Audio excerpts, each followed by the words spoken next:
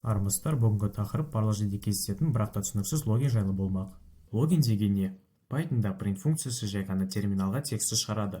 Дегенмен кәсіби программ жазған кезде кездейсоқ баг пайда болған жағдайда саған не болғаны, қашан болғаны және қалай болғаны туралы ақпарат керек болады. Логин дәл осыларды саған береді. Кодтың жасаған қадамын, статусын, күйін. Бұның барлығы лог файлға жазылады. Егер болашақта бір нәрсе бұзылса, сен оны тауып зерттей аласың. Бірінші сетаптан бастайық. Сетап яғни орнату. Бұл компьютерге Python тілін және оны қолдануға қажетті құралдарды орнату процесі. Дәл қазір біз logging library'сін импорттаймыз. Енді loggingті конфигур етейік. Configure бұл сетап параметрларын белгілеу. Бұл лайндар не үшін жазылды деп ойлау мүмкін. Бұл біздің логтар қай файлда сақталатынын белгілейді.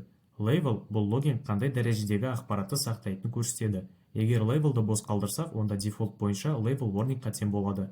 Яғни logging енді кесте бойынша warningтан бастап төмен қарай labelдарды сақтайды. Егер дебагты берсек, онда дебагты қоса, одан төмен барлық label сақталады.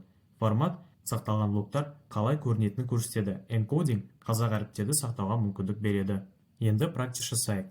Студентті ұбт-ға тіркеу керек деп елестет. Біздің программ студент ID-сін алып, оны датабейстен іздейді. Тапса күшті, таппаса қате шығарады. Бұл search функциясы ID арқылы студентті датабейстен іздейді.